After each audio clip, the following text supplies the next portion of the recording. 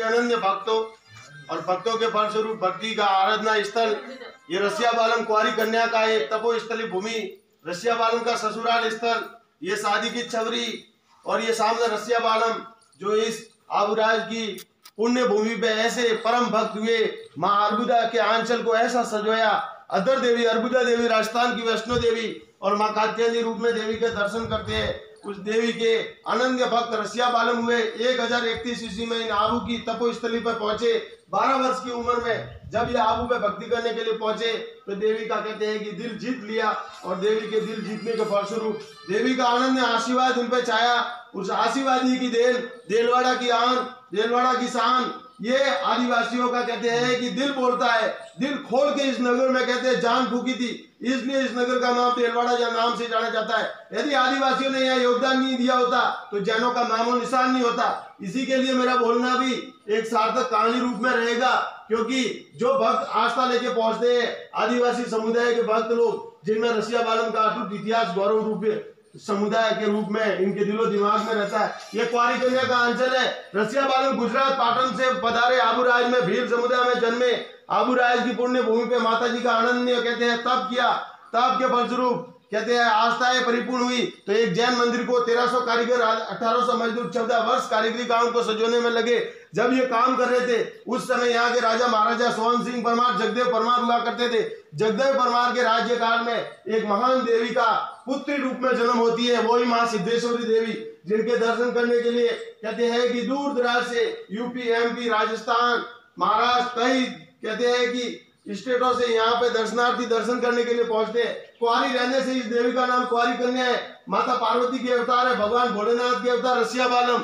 और कहते हैं कि ये देवी जब इनका प्रेम हो जाता है रसिया बालम के साथ, प्रेम होने का भी एक मकसद था, क्योंकि रसिया बालम की कला आज भी देखती है, सबके दिलों में पिरोई हुई है। उस मंदिर के अंदर जाके आप सबको पता है कि सिर्फ टक टक की ध्वनि आपको सुनाई देती है। ये रसिया बालम जब काम करते थे तो कुंवारी कन्या को भनक पड़ी कि दूर दराज से आपके जैसे जब श्रद्धालु इस आबू की पुण्य भूमि पर आने लगे तो उन्हें लगा कि वास्तविकता में कुछ न कुछ अनहोनी घटनाएं घटी है, इसलिए पड़ जा रही है। उसी का फलस्वरूप रसिया बालम की कहते हैं कि उस ध्वनि को साकार रूप में दिल में पिरोने के लिए कुंवारी कन्या भी उस मंदिरों की कहते हैं कि अंदर जाने लगी और उनको वास्तविकता में उस कारीगर की एक अनोखी याद अपने दिलो दिमाग में बैठ गई। उस दिल की कहते हैं कि धड़कन को कहते हैं कि अपने पति देव के रूप में साकार करने के लिए एक समय ऐसा होता है, ये रसिया बालम जंगल में लकड़ियां लेने जाते हैं शाम के समय भोजन पकाने के लिए, और भोजन पकाते पकाते उनकी नजर एक महान तपस्वी के ऊपर पड़ जाती है, जिसके ऊपर सूर्य और चंद्रमा की चमक हो। उनसे कौन प्रेम करने के लिए आतुर नहीं होगा।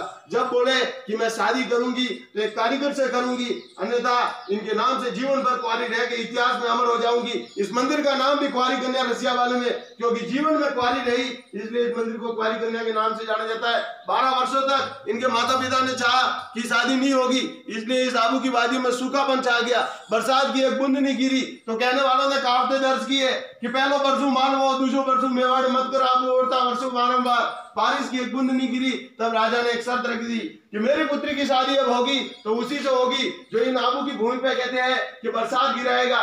कहते हैं बरसात गिराने से कई राजा महाराजाओं ने पूरी तप लगा दिया। स्वयं राजा ने एक घोषणा करी कि इस पुत्री का स्वयंवर ऐसा होगा जो संसार में सबसे बड़ा होगा। संसार के लिए एक शर्त चुनौती होगी कि इस स्वयंवर में पहुंचने से पहले तुम्हें अग्नि परीक्षा में झोंकना होगा। जो अंगुली के नाखून से 135 फीट गहरा खड्डा करने वाला रसिया बालम, तो ये शर्त तो थी राजा महाराजाओं की कि जो अंगुली के नाखून से जीभ खोदेगा, अंदर से गंगा अवतरित करेगा, उसी के साथ में इनकी शादी होगी। कई बड़े बड़े राजा महाराजा यहाँ पे पहुंच गए।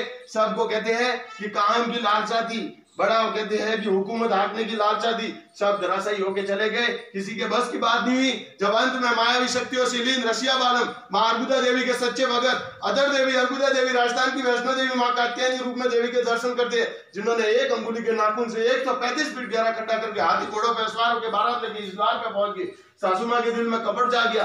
वो मुर्गा बन के बोलने का जैसे ही प्रयत्न कर गई बाहर, तो रसिया बालम को पता चल गया कि अभी ध्रुव तारा तो इस दिशा में, अभी तो शाम के समय, सुबह के समय की वेला भी नहीं है। ये रसिया बालम ने ध्रुव तारे को देख के पता किया रात के 1 बजे की वेला है। इन्होंने बिल्ली का रूप धारण किया, माँ अर्बुदा देवी को पुकार की, माँ देवी मेरे साथ में ऐसा चल क्यों। तो इन्होंने बिल्ली का रूप धारण करके उस सासू माँ पे अटैक किया, और सासू माँ पे अटैक करते हुए उसे कहते हैं सदा के लिए शांत कर दिया। फिर अपनी जगह पे पहुंचे गए और मनुष्य रूप अवतरित किया। मनुष्य रूप अवतरित करते हुए सासू माँ को बोला कि आज तूने कहते हैं भगवान के साथ में चल किया है, इसलिए मैं तेरे को कहते हैं कि एक श्राप देता हूँ कि आएंगे भगत लोग यहाँ से जब विदाई लेंगे तेरे को पत्थर जूते मारते हुए जाएंगे, हमारे दर्शन करेंगे और हम अभी इसी समय विष का प्याला प्रकट करके पीने के बाद मनुष्य से पत्थर बन जाएंगे। और जैसे ही ये पत्थर बन रहे थे उसी समय उन्होंने कहते हैं मन में एक धारणा रखी कि हम इस धरती पे अभी तो कलयुग का कहते हैं कि सिर्फ पैरों से प्रारंभ हुआ है, अभी यहाँ तक चढ़ गया है, जब सिर पे चढ़ जाएगा धरती पे कहते हैं कलयुग पूर्ण रूप से आच्छादित हो जाएगा। जब इस नए युग के अवतरण के लिए हम फिर से इस धरती धरा में अवतरित होंगे, जब इनकी शादी होगी तो गुजरात कांकरिया तालाब तंबू होगा, दिल्ली पर डेरे डाले जाएंगे 12 ठहरने के लिए, आबू की पवित्र धरोहर जहां पर बैठे खड़े वहां कुदरत से ये तोरण तैयार होंगे।